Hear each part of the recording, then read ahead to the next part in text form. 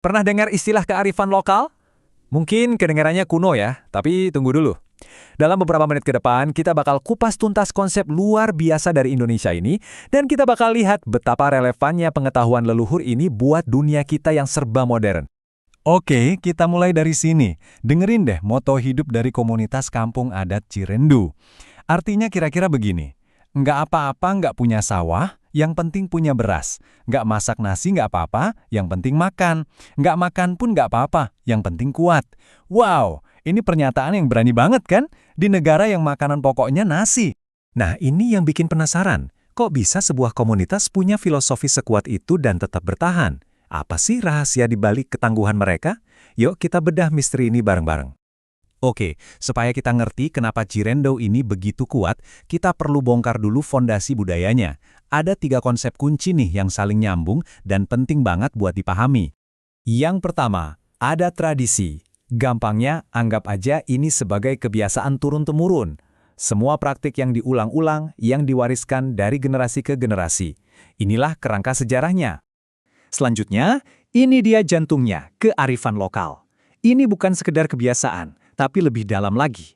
Ini adalah kecerdasan kolektif yang lahir dari pengalaman mereka hidup bertahun-tahun di lingkungan tertentu. Inilah ilmunya, inilah kebijaksanaannya. Dan yang terakhir yang membungkus semuanya adalah budaya. Ini payung besarnya, keseluruhan sistem yang isinya ya tradisi dan kearifan lokal tadi. Budaya itu adalah cerminan utuh dari siapa mereka. Jadi gimana ketiganya berhubungan? Gini deh cara bayanginnya. Tradisi itu ibarat wadahnya. Terus kearifan lokal itu adalah isinya, kontennya yang cerdas dan bernilai. Nah, ketika wadah dan isi ini menyatu, jadilah budaya. Itulah yang membentuk identitas unik sebuah komunitas. Simple, tapi kuat banget kan? Biar lebih kebayang, kita lihat contoh nyatanya ya. Di Bali ada Subak. Ini sistem irigasi yang jenius banget, bahkan diakui UNESCO. Ini bukan cuma soal bagi-bagi air, tapi juga soal harmoni sosial dan spiritual. Terus di Maluku, ada Sasi, sebuah aturan adat yang melarang panen hasil laut di waktu tertentu. Tujuannya, biar alam bisa pulih. Keduanya ini contoh nyata kearifan lokal yang lagi beraksi. Tapi, sayangnya, semua harta karun budaya ini nggak aman. Ada gelombang besar dari dunia modern yang siap menelan mereka. Jadi, ini bukan cuma soal melestarikan tradisi, tapi ini adalah perjuangan buat mempertahankan jiwa sebuah komunitas. Pancamannya tuh banyak banget dan nyata. Ada globalisasi, gaya hidup yang terus berubah, dan yang paling bikin khawatir, anak-anak mudanya kadang udah nggak terlalu tertarik lagi. Coba bayangin, sistem subak yang harmonis itu bisa terancam sama pertanian skala besar, atau praktik sasi yang bijak bisa aja diabaikan karena tuntutan pasar. Belum lagi kalau budayanya dieksploitasi dan sumber daya buat menjaganya terbatas. Berat. Eits, tapi ini bukan cerita sedih kok. Komunitas-komunitas ini nggak tinggal diam. Mereka melawan balik. Mereka seakan-akan membangun tembok laut budaya buat menahan ombak perubahan itu. Nah, gimana caranya? Jadi gimana caranya mereka bertahan? Ternyata ada strateginya. Semua dimulai dari pendidikan, dari dalam rumah.